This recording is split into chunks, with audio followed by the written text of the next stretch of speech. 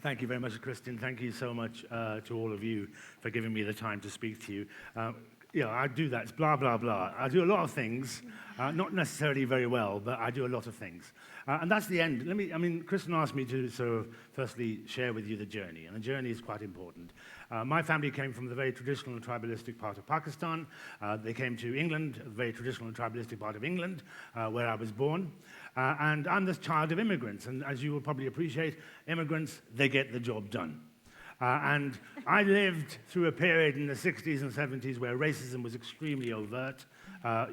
Literally, I can't begin to tell you the number of times I was abused, beaten. 3 men used my head as a football. Thankfully, they were rubbish at football, which is why I live to tell the tale.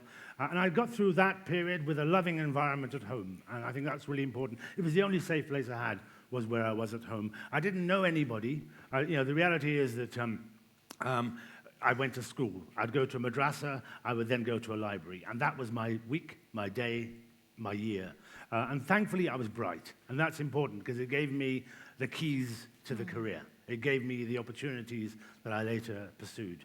Nobody wanted me to be a lawyer. My family said to me, and immigrants will appreciate this, they said to me, Nazir, you can be a doctor, you can be a scientist, you can be an engineer. We've got plenty of lawyers. We don't need lawyers. But the truth of that was that my father, despite having lived here and worked for generations with the British Army, always felt that we might be kicked out at some point. He always had a suitcase packed. He always had a suitcase packed in case we were kicked out. And that's the experience of many immigrants, not just in England, but I'm sure across the world. And so I decided that I would follow the legal career. I didn't have any role models. The only role models I had were Mahatma Gandhi, who was a lawyer, Nelson Mandela was a lawyer, Atticus Finch in To Kill a Mockingbird was a lawyer. And they were either fictional or dead. And I think the reality was, though, that they were people who used law as a force for change. And that's what attracted me to this. The law was simply a tool by which I would then pursue other options. I moved into prosecuting at a time when, quite frankly, people didn't want prosecutors. We were independent of policing. Police didn't want somebody looking at their work and marking it. But they had to get used to the idea. And very quickly I realized that actually this was an opportunity to change, as I've described. And so very early on, I was the first contact for the National Paedophile Unit. I was dealing with paedophile cases routinely. I remember one particular case in which, forgive me the time of day and you're all adults, it was parents, a father and a mother, who were sexually abusing their children. And using a camcorder, the mother filmed the father raping an 18-month-old baby. And as part of my preparation for the case, I had to obviously look at the evidence. I then went home to my 18-month-old baby, hugged her tightly, and realized that I didn't have a job anymore. I had a mission. Nobody should have to go through what that young child went through. It was also important for me to realize that, we often do this, we don't admit we get things wrong. We will say things like, with hindsight, we would have made a different decision. We'll say things like, perhaps it was unreasonable, but I actually changed that. 20 years ago, I said to the public, we are rubbish at these things. We need to hear from you, the victims, survivors, the NGOs, about how we can improve things. And they came to me in droves. I was privileged in the fact that so many came. They told me we were doing bad at stalking and harassment, so I helped change the law on stalking and harassment. They told me that we were rubbish at honor-based abuse, so I introduced new guidelines, changed the law on it, and now have prosecuted more honor killings than anybody in the world. They told me that domestic abuse and violence against women was being treated badly, so I ensured that we put in place specialists working across with NGOs, so we improved our performance to stratospheric levels. That's because they were the experts, I wasn't, but I listened to the experts. And it comes at a cost, and I think we have to talk about cost. In 2006, I prosecuted a group of terrorists and immediately found myself on an Al-Qaeda hit list.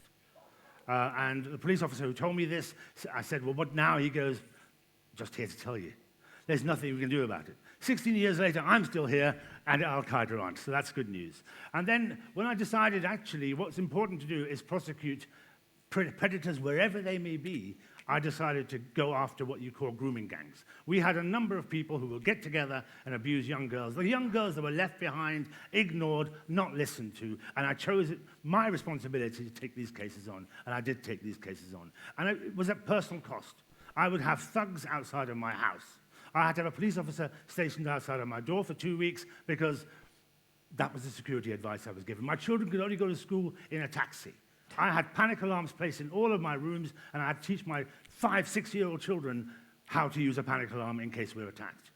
I got 17,000 emails in one day and letters, including letters with feces, calling for me to be sacked and deported.